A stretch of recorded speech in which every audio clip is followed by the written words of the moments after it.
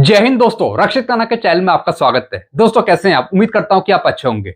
दोस्तों आज के इस वीडियो में मैं आपको एक जबरदस्त रिपोर्ट समझाऊंगा 8 सीपीसी की। जैसा कि दोस्तों आप पीछे बोर्ड पे देख रहे हैं, यह रिपोर्ट बनाई गई है एडमिन डिसिप्लिन के द्वारा। एडमिन डिसिप्लिन ने बहुत ही गहरा अध्ययन किया है इस रिपोर्ट को बनाने के लिए। पुराने पे कमीशन की भी रिपोर्ट इसमें दिखाई गई है। उसके आधार पर बताया गया है कि कर्मचारियों को, पेंशनर्स को 8 सीपीसी कैसा मिलना चाहिए, कर्मचारियों की, पेंशनर्स की क्या डिमांड है 8 सीपीसी पर, कितना फिटमेंट फैक्टर होना चाहिए जिससे कर्मचारी, पेंशनर्स संतुष्ट हों अपनी पेंशन और सैलरी को लेके। सारी जानकारी A to Z जानकारी इन्होंने दी है इस रिपोर्ट में। तो दोस्तों ये रिपोर्ट मैं आपको हिंदी में समझाऊंगा ताकि आप बेहतर तरीके से समझ पाएं। जानकारियों में आगे बढ़ने से पहले एक छोटी सी अपील मैं आपसे करूंगा, और अपील है चैनल सब्सक्राइब की। देखने में आया है कुछ ऐसे पेंशनर्स हैं जो वीडियो तो देख रहे हैं लेकिन अभी तक उन्होंने चैनल को सब्सक्राइब नहीं किया, जिससे क्या हो रहा है, मेरी जानकारियां उन तक सही समय पर नहीं पहुंच रही। ऐसे कितने पेंशनर्स हैं? 34%। तो दोस्तों मैं आपसे अपील करता हूं कि अगर आप पहली बार मेरे चैनल पर विजिट कर रहे हैं या फिर बहुत पहले से ही आप मेरा वीडियो देख रहे हैं, अगर आपने अभी तक चैनल को सब्सक्राइब नहीं किया तो सबसे पहले दोस्तों आप चैनल को सब्सक्राइब कर लीजिए, क्योंकि इस चैनल के माध्यम से आपको सटीक, ऑथेंटिक जानकारियां दी जाती हैं।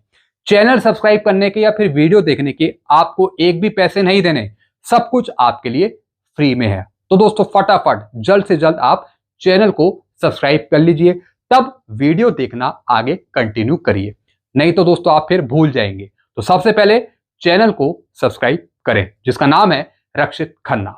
चलते हैं दोस्तों, अब जानकारियों में आगे बढ़ते हैं। जैसा मैंने आपको बताया, यह रिपोर्ट लिखी गई है एडमिन डिसिप्लिन के द्वारा। बहुत ही मेहनत से, गहरा अध्ययन करके इन्होंने ये रिपोर्ट तैयार करी है। इसमें बताया है कि क्यों चाहिए हमें कोई भी पे कमीशन, क्यों हमें चाहिए कोई नया पे कमीशन, इससे क्या हमारी जरूरतें पूरी होंगी, सारी जानकारी इन्होंने दी है। चलते हैं दोस्तों, हिंदी में समझते हैं इस रिपोर्ट को। दोस्तों इसका टाइटल है, सबसे पहला टाइटल है इंट्रोडक्शन। इंट्रोडक्शन दिया इन्होंने 8 सीपीसी पर। 8वां केंद्रीय वेतन आयोग उचित वेतन और प्रशासनिक दक्षता के लिए समयोचित आवश्यकता। जी हां दोस्तों, अब हमें 8 सीपीसी क्यों चाहिए, हम पे कमीशन की डिमांड क्यों करते हैं, क्या इससे सरकार को कोई फायदा होता है या सिर्फ पेंशनर्स और कर्मचारियों को ही फायदा होता है। सबसे पहले दोस्तों हम इंट्रोडक्शन समझेंगे, जिससे हम हिंदी में बोलते हैं परिचय। केंद्रीय वेतन आयोग सीपीसी की प्रणाली दशकों से भारत सरकार द्वारा केंद्र सरकार के कर्मचारियों और पेंशन भोगियों के वेतन, भत्तों और पेंशन संबंधी लाभों की समीक्षा और संशोधन के लिए प्रमुख तंत्र के रूप में करती रही है। जी हां दोस्तों चाहे कोई सभी पे कमीशन हो, चाहे पहला पे कमीशन हो, दूसरा हो, तीसरा हो, चौथा हो, जब भी कोई पे कमीशन हमें मिलता है तो हमारी पेंशन, सैलरी, भत्ते बढ़ते हैं। और दोस्तों समय समय पर वही पेंशन, सैलरी, भत्ते रिवाइज होते रहे हैं। तो दोस्तों इससे पेंशनर्स को, कर्मचारियों को फायदा मिलता है, तभी दोस्तों हम कोई भी नए पे कमीशन की डिमांड करते हैं। तो दोस्तों पेंशन, सैलरी और भत्ते भी रिवाइज होते हैं कोई भी पे कमीशन में। 1 जनवरी 2016 से लागू हुए 7वें वेतन आयोग की सिफारिशों के साथ सरकारी तंत्र, कर्मचारी संघों और नीति पर्यवेक्षकों ने अब अपना ध्यान 8वें केंद्रीय वेतन आयोग की ओर मोड़ दिया है, जो 1 जनवरी 2026 से प्रभावी होने वाला है। जी हां दोस्तों, अब दोस्तों चाहे सरकार हो या फिर कोई कर्मचारी संघ हो या फिर कोई नीति पर्यवेक्षक हो, कोई भी हो, सब अपना ध्यान अब 8 सीपीसी पर लगाए हुए हैं। पुरानी बातें अब कोई नहीं कर रहा, पुराने पे कमीशन की, सब कुछ अब 8 सीपीसी, सबका ध्यान अब 8 सीपीसी पर। फिर क्या लिखा है दोस्तों, 8वें केंद्रीय वेतन आयोग के समय पर गठन की आवश्यकता केवल प्रशासनिक नहीं है। जी हां दोस्तों, अब दोस्तों जो सरकार 8 सीपीसी देगी वो सिर्फ प्रशासनिक नहीं होगा, बल्कि और चीजें भी उससे जुड़ी हैं, जैसे कि न्याय, समानता, आर्थिक आवश्यकता। जी हां दोस्तों, जब 8 सीपीसी हमें मिलेगा तो कहीं ना कहीं हमारी आर्थिक जरूरतें भी पूरी होंगी, कहीं ना कहीं हमें न्याय भी मिल पाएगा। अगर दोस्तों अगर कोई भेदभाव ना हो 8 सीपीसी में सरकार के द्वारा। तो दोस्तों न्याय, समानता और आर्थिक आवश्यकता, इस पर डिपेंड है हमारा 8 सीपीसी। पिछले एक दशक में बढ़ती मुद्रास्फीति, इन्फ्लेशन या फिर कार्यभार में वृद्धि, तकनीकी परिवर्तन और वास्तविक वेतन में स्थिरता ने लेखा परीक्षा, लेखा, रेलवे विभाग, डाक विभाग और रक्षा विभाग, रक्षा प्रतिष्ठानों सहित विभिन्न संगठित संवर्गों में गंभीर चिंता पैदा करती है। जी हां दोस्तों, इन्फ्लेशन को देखते हुए, मुद्रास्फीति के रेट को बढ़ते हुए या फिर जो महंगाई बढ़ रही है, उसने हर एक विभाग में चिंता पैदा कर दी है। अब कौन से विभाग हैं? रेलवे विभाग है, डाक विभाग है, रक्षा विभाग है, लेखा परीक्षा विभाग है। जी हां दोस्तों, जब महंगाई बढ़ती है, इन्फ्लेशन बढ़ता है, तो हर एक कोई चिंतित होता है। फिर क्या लिखा है? वेतन आयोगों की ऐतिहासिक पृष्ठभूमि और विकास। जी हां दोस्तों, अब दोस्तों इन्होंने जानकारी दी है पुराने पे कमीशन की, कुछ हिस्ट्री की जानकारी दी है, साथ ही साथ उसका एवोल्यूशन कब हुआ, कब घटित हुआ पुराने पे कमीशन। फिर दोस्तों इसमें इन्होंने जानकारी दी है कि इसकी इंपॉर्टेंस क्या थी पुराने पे कमीशन की, थोड़ी सी हिस्ट्री इन्होंने बताई है। फिर दोस्तों आगे मैं आपको 8 सीपीसी की तरफ ले चलूंगा इस रिपोर्ट में। अब दोस्तों सबसे पहले इन्होंने बात करी है पहले पे कमीशन की, जो दोस्तों कॉन्स्टिट्यूट हुआ 1946 में, इंप्लीमेंट हुआ 1947 से 1949 के बीच में। अब दोस्तों पहले पे कमीशन की इंपॉर्टेंस क्या थी, क्यों इंपॉर्टेंट था, क्या चीजें निकल के आई उससे? संरक्षित वेतनमान और पदों का वर्गीकरण शुरू किया गया पहले सीपीसी में। जी हां दोस्तों, पहले पे कमीशन में क्या हुआ? संरक्षित वेतनमान, फिर पदों का वर्गीकरण। जी हां दोस्तों, यानी जो पोस्ट थी, डेजिग्नेशन थी, उसका क्लासिफिकेशन करा गया, वर्गीकरण उसका करा गया, यानी शुरू हुआ। फिर दोस्तों दूसरा सीपीसी ये कॉन्स्टिट्यूट हुआ 1957 में और इंप्लीमेंट हुआ 1959 में। अब दूसरा सीपीसी में क्या चीज निकल के आई? आवश्यकता आधारित न्यूनतम वेतन की अवधारणा, जो मिनिमम वेतन है वो निकल के आई दूसरे सीपीसी में, उसकी सिफारिश करी गई। फिर दोस्तों तीसरे सीपीसी में क्या हुआ?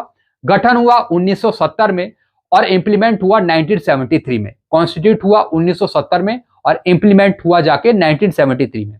अब तीसरे सीपीसी में क्या हुआ? मुद्रास्फीति को संतुलित करने के लिए महंगाई भत्ता डीए लागू करा गया। जी हां दोस्तों, इन्फ्लेशन को कंट्रोल करने के लिए, संतुलित करने के लिए डीए लागू कर दिया गया थर्ड सीपीसी में। फिर दोस्तों चौथे सीपीसी में क्या हुआ? दोस्तों कॉन्स्टिट्यूट हुआ 1983 में और इंप्लीमेंट हुआ 1986 से। अब इसका मेन मकसद क्या था? फोर्थ सीपीसी का वेतन संरचना को युक्ति संगत बनाया गया तथा व्यापक group A B C D शुरू करे गए। जी हां दोस्तों, कुछ पोस्ट के हिसाब से, रैंक के हिसाब से ग्रुपों का वर्गीकरण शुरू करा गया, ग्रुप बनाए गए, जैसे ए बी सी डी। फिर दोस्तों फिफ्थ सीपीसी में क्या हुआ? फिफ्थ सीपीसी कॉन्स्टिट्यूट हुआ 1994 में और इंप्लीमेंट कब हुआ? 1997, यानी 1/1/1996 से प्रभावी हुआ। दोस्तों इसमें वेतनमान में 30% की वृद्धि करी गई। संशोधित एसीपी योजना लागू करी गई, यानी एसीपी जिसे हम बोलते हैं एश्योर्ड कैरियर प्रोग्रेशन, एसीपी लागू हुई फिफ्थ सीपीसी में। फिर दोस्तों सिक्स सीपीसी में क्या हुआ? छठा वेतन आयोग में। दोस्तों ये कॉन्स्टिट्यूट हुआ 1/1/2006 से। जी हां दोस्तों, और इंप्लीमेंट हुआ 2008 में, लेकिन फायदा 1/1/2006 से हमें देखने को मिला। अब दोस्तों सिक्स सीपीसी में क्या इंपॉर्टेंट था? वेतन बैंड और ग्रेड वेतन संरचना शुरू हुई। जी हां दोस्तों, यानी जो वेतन बैंड है, जो पे स्केल है, या फिर दोस्तों जो ग्रेड पे है, वो हमें देखने को मिला सिक्स सीपीसी में। फिर दोस्तों सेवन सीपीसी 2014 में ये कॉन्स्टिट्यूट हुआ और इंप्लीमेंट हुआ 1/1/2016 को। अब दोस्तों सेवन सीपीसी में क्या हुआ? ग्रेड वेतन समाप्त कर दिया गया, यानी ग्रेड पे को हटा दिया गया और 2.57 फिटमेंट फैक्टर के साथ पे मैट्रिक्स दी गई, जिसे हम बोलते हैं वेतन प्रणाली। तो दोस्तों फिटमेंट फैक्टर के साथ हमें वेतन मैट्रिक्स, पे मैट्रिक्स दी गई सेवन सीपीसी में। तो दोस्तों ये पुराने पे कमीशन की थोड़ी सी हिस्ट्री इन्होंने बताई। फिर क्या लिखा है? प्रत्येक वेतन आयोग को बदलती आर्थिक और प्रशासनिक वास्तविकताओं के साथ तालमेल बनाए रखते हुए कर्मचारी कल्याण और राजकोषीय विवेकशीलता के दोहरे उद्देश्यों में संतुलन बनाए रखने का कार्य सौंपा गया है। जी हाँ दोस्तों, अब दोस्तों जो भी पे कमीशन होता है, वो पे कमीशन कोई भी सरकार गठित करती है, तो सबसे पहले उसका दायित्व रहता है कि देश में क्या चल रहा है, देश की स्थिति कैसी है। तो दोस्तों सरकार इसी बात पे ध्यान रखेगी कि भैया 8 CPC तो लागू करेगी वो, लेकिन वो देश की स्थिति को देखते हुए, क्या कर्मचारी या फिर पेंशनर्स क्या संतुष्ट होंगे 8 CPC देने से, ये देखने वाली बात होगी। चलते हैं दोस्तों, अब आगे क्या लिखा है, दूसरा पेज है इसका। 8वें केंद्रीय वेतन आयोग का औचित्य। 8वें केंद्रीय वेतन आयोग कई कारणों से समयानुकूल और आवश्यक है। जी हां दोस्तों, अब 8 CPC हमारे लिए इंपॉर्टेंट क्यों हो जाता है? वास्तविक मजदूरी का शरण। जी हां दोस्तों, यद्यपि महंगाई भत्ते डीए को समय समय पर संशोधित किया जाता है, फिर भी 2016 से मुद्रास्फीति के कारण वेतन का वास्तविक मूल्य कम हो गया है। जी हां दोस्तों डीएडीआर का जो रेट है वो मुद्रास्फीति पर भी काम करता है। आपने देखा होगा कि इन्फ्लेशन रेट कहीं ना कहीं ज्यादा होता है, मुद्रास्फीति का जो दर है वो कहीं ना कहीं ज्यादा होता है, लेकिन दोस्तों हमारा जो डीएडीआर है वो ज्यादा नहीं बढ़ता, सिर्फ 2%, 3%, 4% ही बढ़ रहा है 2016 से, जो कहीं ना कहीं आर्थिक दबाव बना रहा है कर्मचारियों पे या फिर पेंशनर्स पे। फिर क्या लिखा है, डीए केवल मूल्य वृद्धि की क्षतिपूर्ति करता है, यह मूल वेतन में वृद्धि नहीं करता जो 10 वर्षों तक स्थिर रहता है। जी हाँ दोस्तों, सबसे पहला कारण है कि 8 CPC हमें क्यों मिलना चाहिए, क्योंकि 6 महीने में हमारा डीएडीआर बढ़ता है, और जिस तरीके से सरकार डीएडीआर बढ़ा रही है उससे हमारी सैलरी और पेंशन ज्यादा नहीं बढ़ रही। तो हम चाहते हैं कि 8 CPC में कुछ ऐसा किया जाए जिससे हमारी पेंशन सैलरी ज्यादा बढ़ सके। तो पहला कारण इन्होंने बताया कि संतुलित के आधार पे डीएडीआर में वृद्धि ज्यादा नहीं हो रही अगर हम इन्फ्लेशन रेट की बात करें। फिर दूसरा पॉइंट है कोविड-19 के दौरान डीए फ्रीज। वर्ष 2020-21 के दौरान सरकार ने महामारी के कारण डीएडीआर की किस्तों को रोक दिया, जिसके परिणाम स्वरूप कर्मचारियों और पेंशन भोगियों को काफी वित्तीय नुकसान हुआ, जिससे आय का अंतर और बढ़ गया। जी हाँ दोस्तों, ये बात कर रहे हैं डीए के एरियर की, जो सरकार ने 18 महीने का नहीं दिया। जी हाँ दोस्तों, डीए का एरियर सरकार ने नहीं दिया 18 महीने का, उससे भी हमें वित्तीय नुकसान हुआ। तो दोस्तों उसकी भरपाई करी जाए 8 CPC में हमारी सैलरी पेंशन अच्छी बढ़ाकर। तो दूसरा कारण इन्होंने बताया कि 8 CPC इसलिए भी जरूरी है क्योंकि सरकार ने पहले 18 महीने का डीए का एरियर नहीं दिया, तो उसका नुकसान की भरपाई सरकार करे 8 CPC में अच्छी बढ़ोतरी करके। फिर क्या लिखा है दोस्तों, बढ़ती मजदूरी असमानता। जहां निजी क्षेत्र में, प्राइवेट सेक्टर में नियमित रूप से वेतन समायोजन होता रहा है, यानी प्राइवेट सेक्टर में कुछ ना कुछ बढ़कर मिलता रहता है, वहीं सरकारी कर्मचारी पुराने ढांचे में ही काम कर रहे हैं। जी हाँ दोस्तों सरकारी दफ्तर में आपको हाल पता ही है, पुराने ढांचे में ही वो काम करते रहते हैं, कुछ नई चीज नहीं मिलती। इससे सरकारी सेवाओं के प्रति आकर्षण कम हुआ है। जी हाँ दोस्तों, कई कर्मचारी सरकारी विभाग में ज्वाइन नहीं करना चाहते, वहां नहीं जाना चाहते, खासकर तकनीकी रूप से कुशल पेशेवरों के बीच। जी हाँ दोस्तों, अब दोस्तों कई कर्मचारी प्राइवेट सेक्टर चुनते हैं, वो सरकारी दफ्तर को नहीं चुनते, वहां नहीं जाना चाहते, उन्हें पता है सरकारी दफ्तरों की हालत, कंडीशन। तो दोस्तों आर्थिक तौर पे भी कई कर्मचारी प्राइवेट सेक्टर में जाना चाहते हैं, सरकारी विभागों में नहीं जाना चाहते। तो एक ये कारण भी है जिससे कि कर्मचारी चाहते हैं कि 8 CPC में कुछ अच्छा खासा मिले। फिर दोस्तों कार्यभार में वृद्धि और तकनीकी चुनौतियां। डिजिटल परिवर्तन, ई गवर्नेंस और पीएफएमएस, जीएसएम और स्पैरो जैसी योजनाओं के कार्यान्वयन से जवाबदेही कार्यभार में उल्लेखनीय वृद्धि की है। हालांकि वेतन संरचना उच्च कौशल, उत्तरदायित्व और दक्षता अपेक्षाओं को प्रतिबिंबित करने के लिए विकसित नहीं हुए। जी हाँ दोस्तों, अब दोस्तों कई सरकारी डिपार्टमेंट में कार्यभार ज्यादा बढ़ गया है, कुछ नई टेक्निक भी आ गई है। अब दोस्तों कार्यभार तो ज्यादा बढ़ा है, लेकिन उस हिसाब से वेतन सैलरी नहीं है। तो दोस्तों इस आधार पर भी माना है कि काम तो ज्यादा ले रहे हो, लेकिन उस आधार पे 8 CPC में भी काम को देखते हुए हमारी सैलरी ज्यादा हो, वेतन ज्यादा हो। फिर दोस्तों पेंशन और सेवानिवृत्ति के बाद की चिंताएं। राष्ट्रीय पेंशन प्रणाली एनपीएस ने पुरानी पेंशन योजना के अंतर्गत आने वाले कर्मचारियों के लिए एक असमान स्थिति पैदा कर दी है।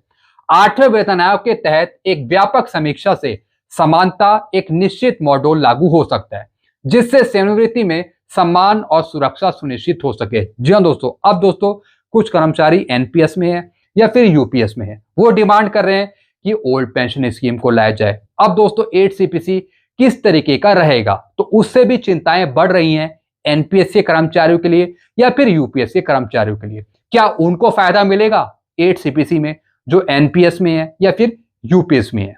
दोस्तों एक चीज मैं क्लियर कर दूं, जो यूपीएस में है या फिर एनपीएस है, उनकी एक स्पेसिफिक लेवल है, एक बेसिक पे होगी। तो दोस्तों बेसिक पे मैट्रिक्स में काम करती है। तो 8 सीपीसी में जब पे मैट्रिक्स आएगी तो ऑटोमेटिकली जो आपकी बेसिक पे है वो रिवाइज होगी। तो उसके हिसाब से फिर उसमें जितना कंट्रीब्यूशन है, चाहे वो 10% का हो, 18 का हो, 14 का हो, वो फिर दोस्तों आगे डिसाइड करेगा आपकी सैलरी। लेकिन बेसिक पे बढ़ेगी तो ऑटोमेटिकली आपकी सैलरी भी चेंज होगी। तो दोस्तों इस वजह से भी कुछ चिंताएं हैं अभी भी एनपीएस के कर्मचारियों के लिए या फिर यूपीएस के कर्मचारियों के लिए कि आगे 8 सीपीसी में क्या होगा हमारा, क्या पेंशन बनेगी नहीं बनेगी रिटायरमेंट के बाद। फिर क्या लिखा है, अपेक्षित संविधान और संदर्भ की शर्तें कानून के तौर पे किस तरीके से टर्म ऑफ रेफरेंस होने चाहिए। पिछली कार्य प्रणाली के आधार पर वित्त मंत्रालय के व्यय विभाग द्वारा जारी अधिसूचना के माध्यम से 8वें केंद्रीय वेतन आयोग का गठन 2025 के मध्य तक होने की उम्मीद है। ऐसा इन्होंने बताया कि टर्म ऑफ रेफरेंस कहीं ना कहीं दिए जा सकते हैं दिसंबर तक, दिसंबर 2025 तक।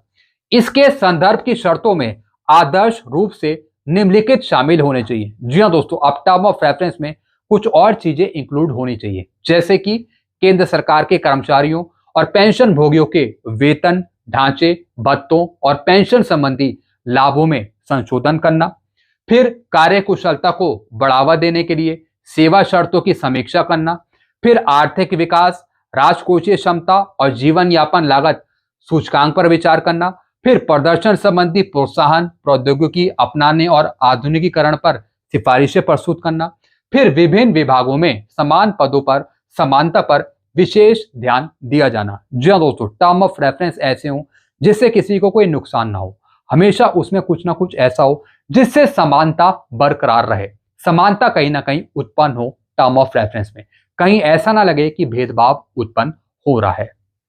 फिर दोस्तों आगे क्या लिखा है, यह दृढ़तापूर्वक अनुशंसा की जाती है कि संतुलित और न्याय संगत सिफारिशों को सुनिश्चित करने के लिए जेसीएम ढांचे के अंतर्गत मान्यता प्राप्त कर्मचारी संघों के प्रतिनिधियों को परामर्श प्रक्रिया में शामिल किया जाए। इसका मतलब है कि जब भी सरकार कोई आगे मीटिंग करे तो दोस्तों वो मीटिंग जेसीएम के साथ रखे, ताकि दोस्तों जेसीएम कुछ और नई मांगे सरकार के समक्ष उठाए 8 सीपीसी पर। और दोस्तों जेसीएम ने भी डिमांड करी थी कि लगातार आगे मीटिंग होनी चाहिए सरकार के साथ, वो भी 8 सीपीसी पर। यह डिमांड खुद जेसीएम ने रखी थी। तो इसी पर दोस्तों दोबारा इन्होंने ये जानकारी दी है कि लगातार जो बातचीत है वो कंटिन्यू रहे सरकार के साथ जेसीएम की।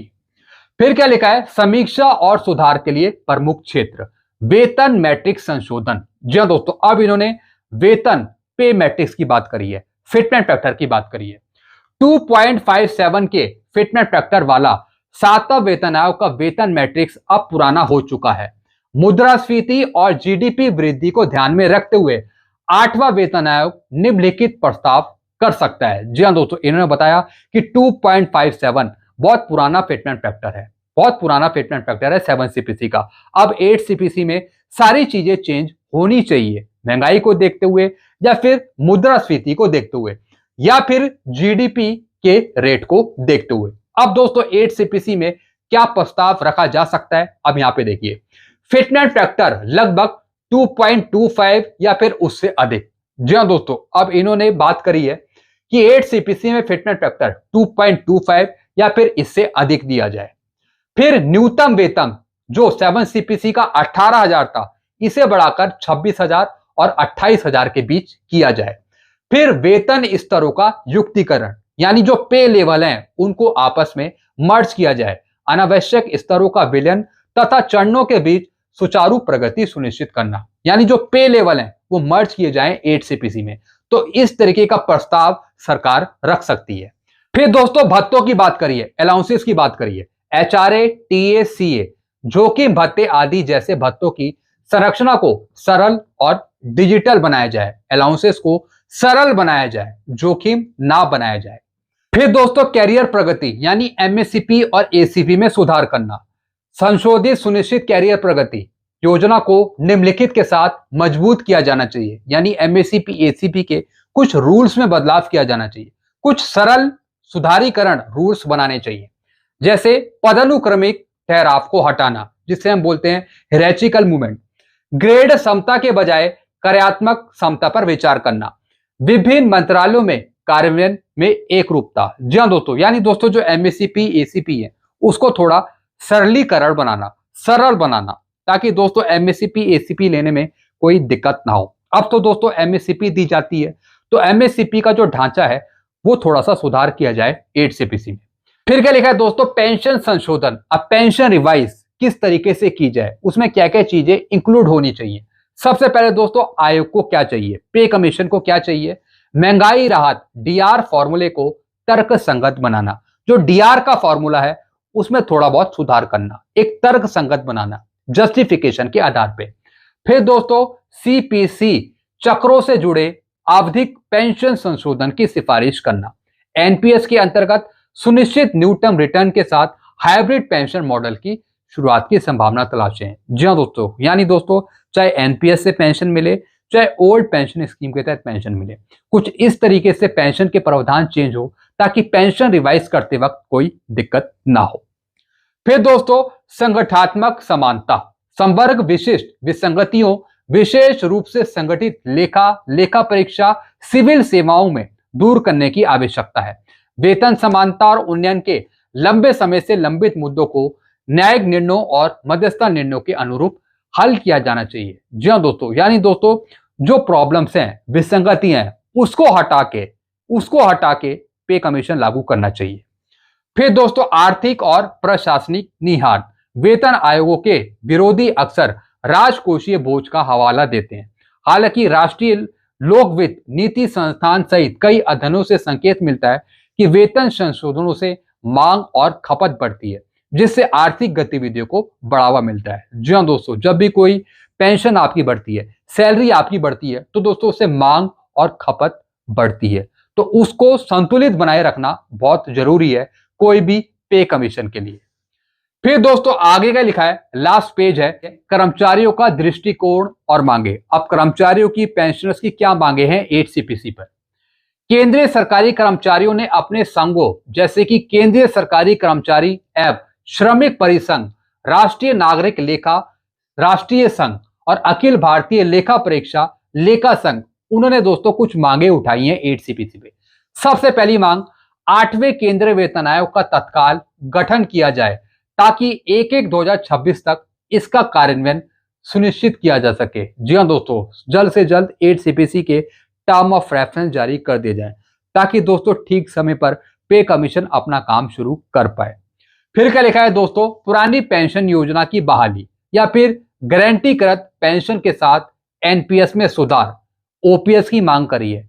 NPS को हटाया जाए और OPS को लागू किया जाए। अगर OPS लागू नहीं होता तो NPS में कुछ और सुधार किए जाएं। फिर क्या लिखा है, संशोधित वेतन मैट्रिक्स और तर्क संगत फिटमेंट फॉर्मूला वास्तविक वेतन वृद्धि सुनिश्चित करेगा। जी हाँ दोस्तों, यानी कि रिवाइज पे मैट्रिक्स दी जाए और एक तर्क संगत फिटमेंट फैक्टर दिया जाए, फिटमेंट फॉर्मूला दिया जाए। फिर संवर्ग विसंगतियों का समाधान और लंबित मध्यस्थता निर्णयों का कार्यान्वयन, विशेष रूप से संगठित लेखा संवर्ग से संबंधित जो विसंगतियां हैं, पुरानी विसंगतियां हैं, उसको दूर किया जाए। फिर क्या लिखा है, CPC के सभी परामर्शात्मक और प्रारूपण चरणों में स्टाफ प्रतिनिधियों को शामिल करना। जी हाँ दोस्तों, यानी जो CPC बैठेगा उसमें कुछ कर्मचारियों के मेंबर शामिल किए जाए। फिर क्या लिखा है, आगे का रास्ता। अब दोस्तों आगे का रोड मैप इन्होंने बताया। 8वां वेतन आयोग समकालीन शासन के अनुरूप सार्वजनिक कार्मिक नीति को पुनः परिभाषित करने का अवसर प्रदान करता है। सेवा शर्तों के मौद्रिक और गैर मौद्रिक दोनों पहलुओं पर ध्यान देकर आयोग निम्नलिखित को बढ़ावा दे सकता है। सभी संवर्गों और मंत्रालयों में समान वेतन संरचना। जी हाँ दोस्तों, चाहे जितने भी विभाग हों वहां पर समान रूप से वेतन लागू करना।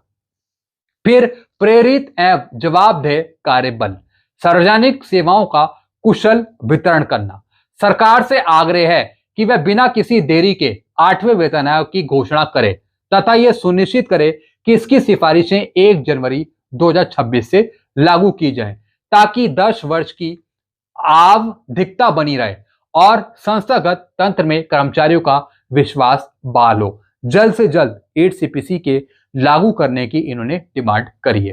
अब दोस्तों इसका निष्कर्ष कंक्लूजन क्या निकलता है? 8वें केंद्रीय वेतन आयोग का गठन केवल एक प्रक्रियागत आवश्यकता नहीं है, बल्कि यह भारत सरकार का अपने कर्मचारियों और पेंशन भोगियों के प्रति एक नैतिक और एक प्रशासनिक दायित्व है। जी हाँ दोस्तों, खाली सरकार 8 सीपीसी को लागू कर दे जैसे कि पहले की सरकारों ने किया है, सिर्फ ये मतलब नहीं है।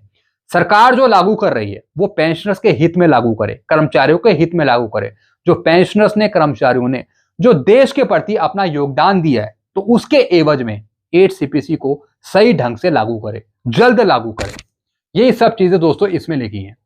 समान कार्य के लिए समान वेतन के सिद्धांत को कायम रखे।